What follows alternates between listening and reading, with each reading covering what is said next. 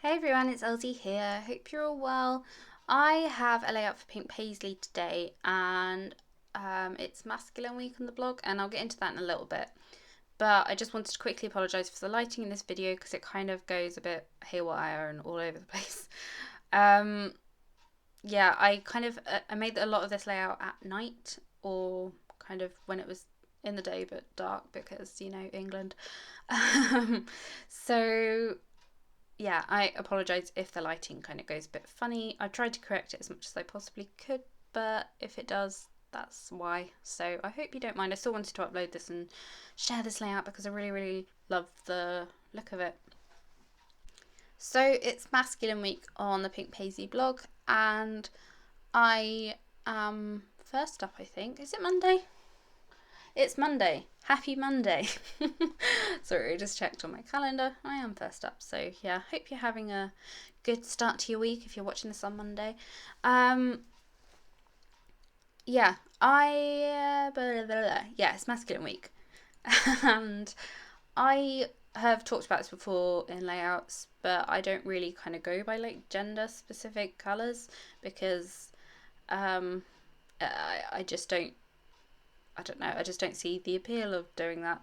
Um, yeah, I I wanted to like make a layout with the brief or whatever, but I didn't want to sort of not not not make a project or a layout that felt like myself, and so I say it a bit more coherently on the blog, but I'm just talking about how I use flowers on more masculine pages. So the way that I've kind of approached this is by paper piecing a little aeroplane, and I'm using that floral paper.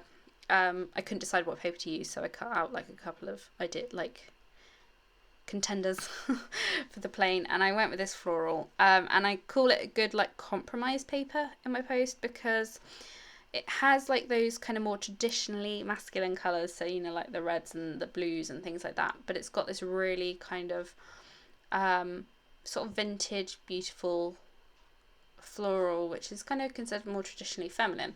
So I think it's a good compromise paper because I'm not gonna not put flowers on my boy pages. So I think if you were someone who does want to scrap sort of more blues for boys and things like that,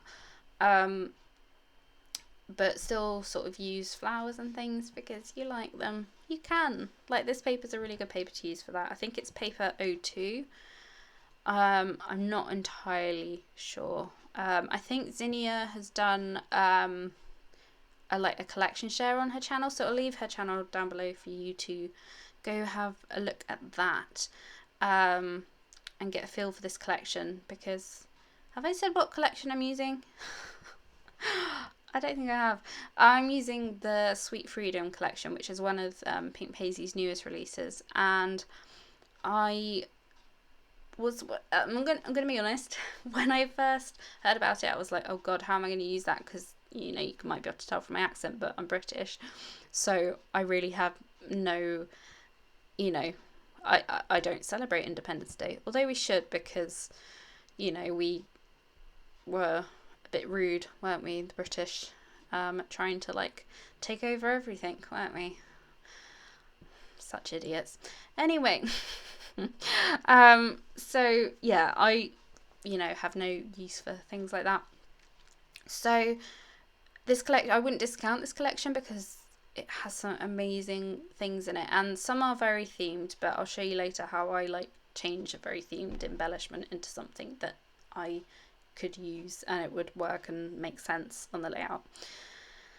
So yeah, and this paper that I'm using that you can see on the left there, the Stars and Stripes one, that's like altogether that's a very kind of bold graphic, noticeably like sort of like American kind of motif, but you cut out a little piece of it and you can just like I have on the like the little plain roof and the wing, it just looks like some stars or whatever. You can't tell that it's like this kind of American kind of themed thing.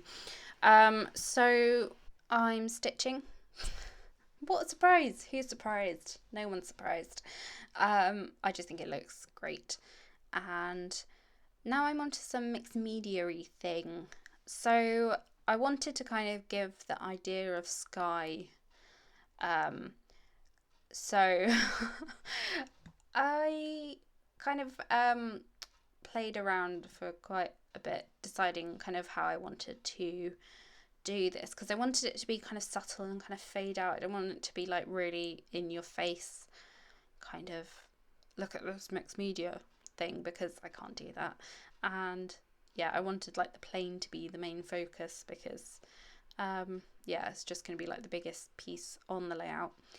So I used my tumbled glass distress ink and spritzed it with water, just did some like washes with the colour, experimented with some other watercolours with some like splatters and picking that up, so it was really subtle, and then got that all to a point that I liked, and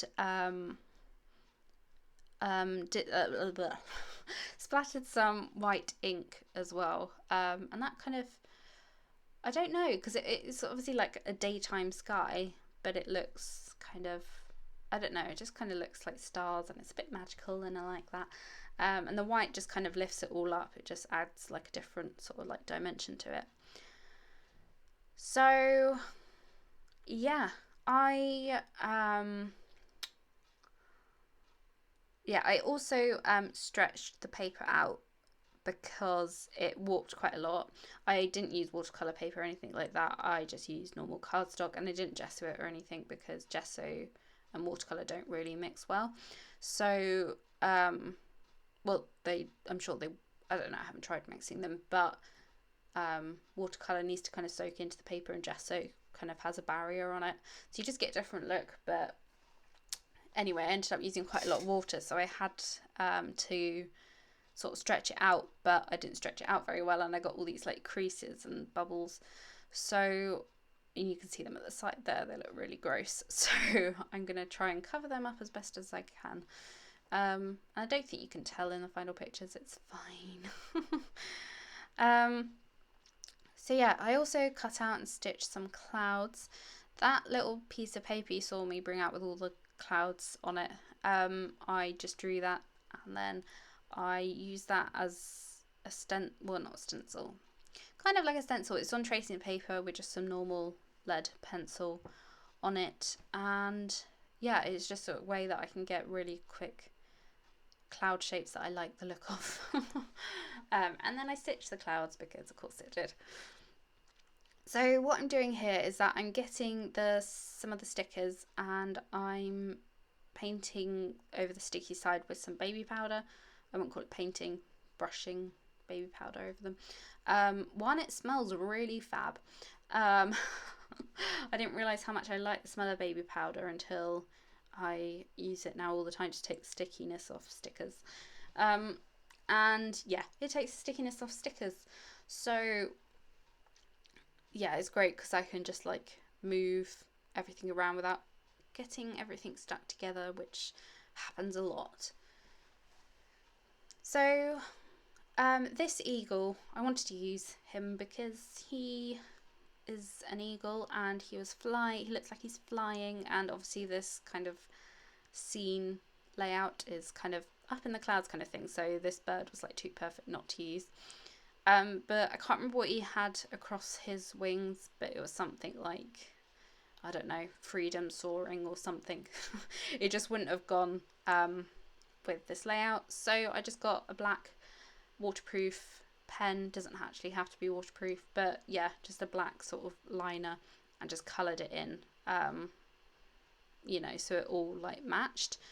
And it actually worked out really well, because you can kind of, I think you might be able to see in the close-ups, but there's like where the pen lines are or whatever, there's kind of like streaks, so it kind of looks like feathers, and it looks a bit more sort of rustic and like matches the collection. It's not like really stark black, so I really like that. I was pleased with that one, and he has some like cute little like stars on his wings, and I kept them because I really like them. Yeah, I'm just playing around with everything. I made that bunting out of some of the stickers because I thought, why not? I don't look too closely at the stitching through them because it's really bad, because they were like really tiny, but it worked out okay. Yeah, and I'm just playing around. I ended up going kind of... No, I didn't go too crazy on this. I used a lot of like dimension and sort of things that I think I usually be like, oh my god, it's giant, I can't put that on a scrapbook page. Like, these dimensional stars are so pretty, but they're dimensional stars, but they're not two-dimensional. They're all right. So, and I'm not scared of putting dimension on my layouts. I'm not gonna, like, I think I've got like 2-3 layers of foam on this layout, so you know, I'm pretty well versed on the fun foaming everything.